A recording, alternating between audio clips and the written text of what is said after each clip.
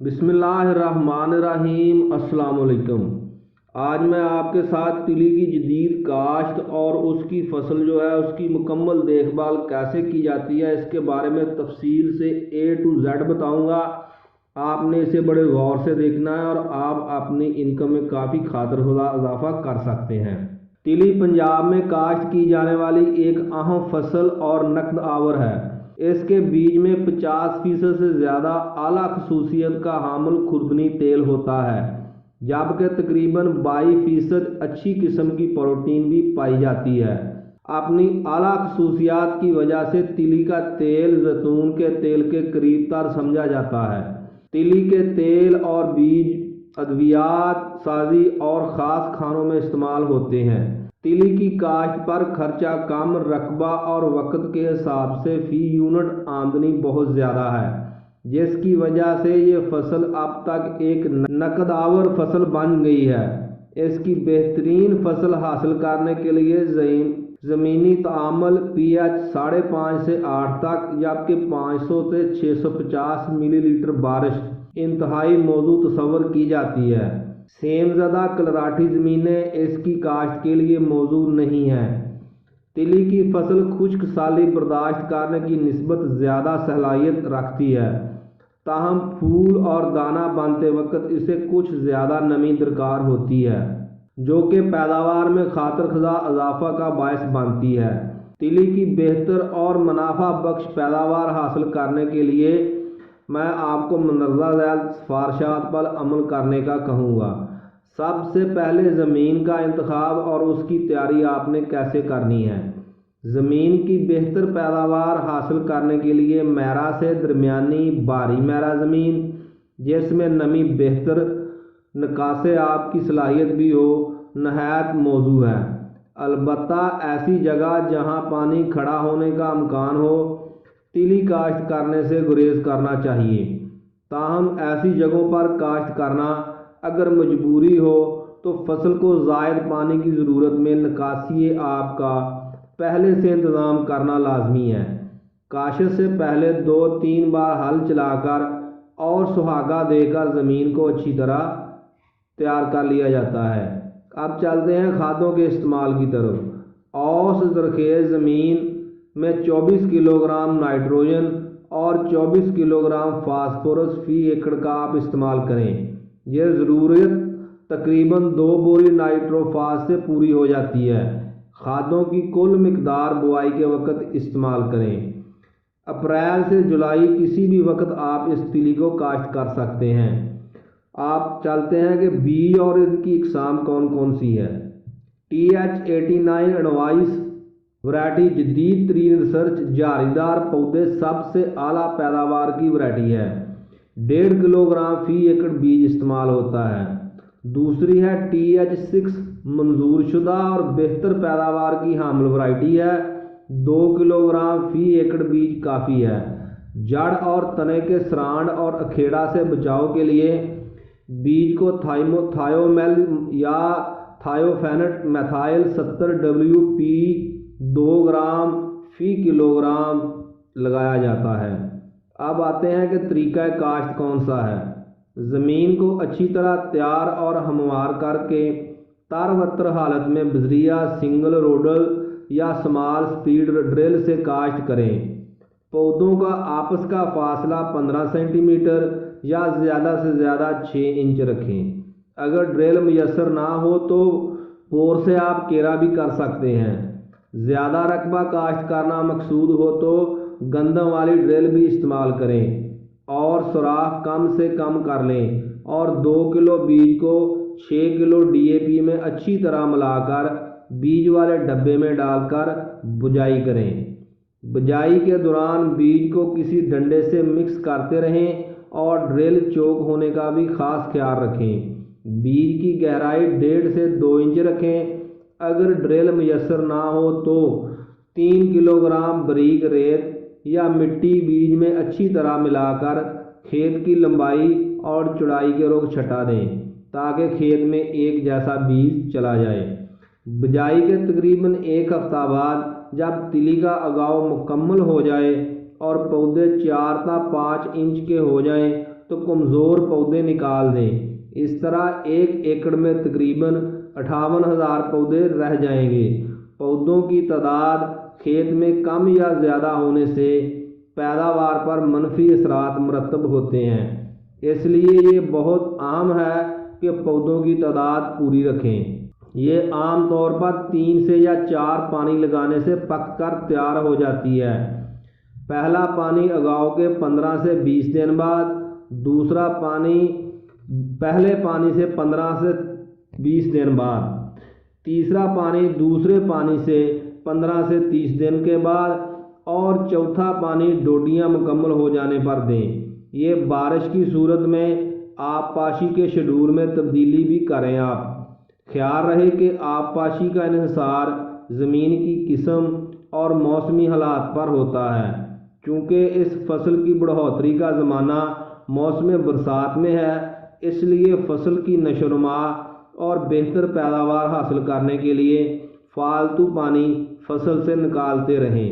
پانی کھڑا رہنے کی صورت میں پودے مرنا شروع ہو جاتے ہیں، لہذا تلوں کی فصل میں نکاسی آب کا انتظام انتہائی ضروری ہے۔ ڈوڈیاں باندھتے وقت پانی کی کمی نہ آنے دیں۔ جڑی بوٹیوں کی تلفی کیسے کرنی ہے؟ تل کے کھیت میں اٹسٹ، سوانکی، مدانا، جنگلی جوئی اور ڈیڑا وغیرہ اگتے ہیں۔ ان کی تلفی کے لیے ٹاپ 330 یا ریموور 33 EC حساب 1 لیٹر فی ایکڑ فلیٹ فین نوزل کے ساتھ اسپرے کریں۔ اگر گھاس نما جڑی بوٹیاں بعد میں اگ آئیں تو ان کے خاتمے کے لیے کارنر 10 یا 8 EC 400 ملی لیٹر فی ایکڑ کی مقدار سے اسپرے کریں۔ اس میں کیڑوں کا بھی حملہ ہوتا ہے۔ نمبر 1 جو ہے وہ دیمک ہے۔ یہ کیڑا چیونٹی سے مشابہ اور ہلکے زرد رنگ کا ہوتا ہے۔ برانی اور تھر کے علاقہ میں زبردست مسئلہ ہے۔ پودوں کے زیر زمین تنوں اور جڑوں پر زیادہ خشک موسم میں حملہ آور ہوتا ہے۔ حملہ شدہ پودا سوکھ جاتا ہے اور آسانی سے اکھاڑے بھی جا سکتا ہے۔ حملے کی صورت میں یہ ہیلمٹ یا پینل 4 EC 1 سے 1.5 لیٹر فی ایکڑ نکے پر رکھ کر فلڈ کریں۔ ٹوکا فصل پر حملہ کر کے پتوں کو کھا جاتا ہے۔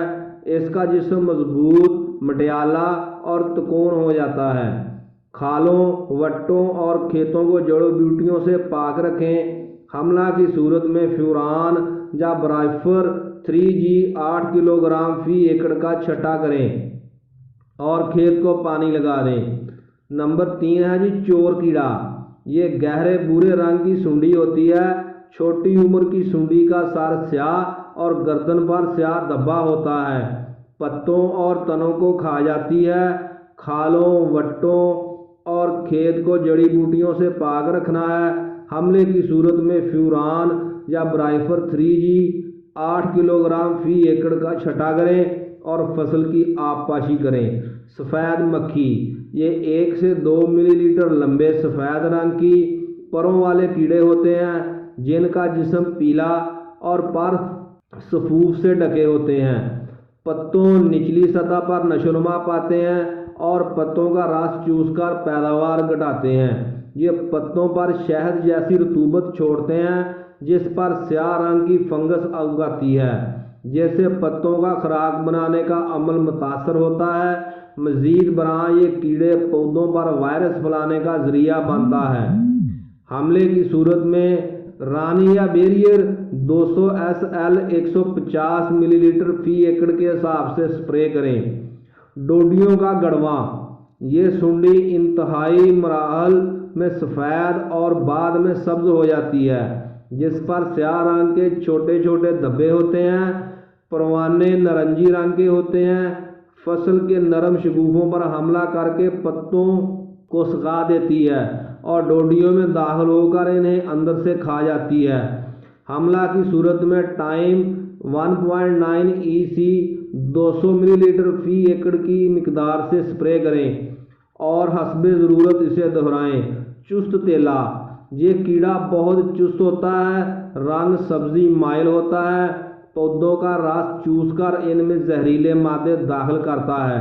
حملہ شدہ پتے پیلے اور سرخ ہو جاتے ہیں اور نیچے کی طرف بڑھ جاتے ہیں۔ حملے کی صورت میں انسٹنٹ یا سیگا 10 SL بساب 250 ملی لیٹر فی ایکڑ کے حساب سے آپ نے سپرے کرنی ہے۔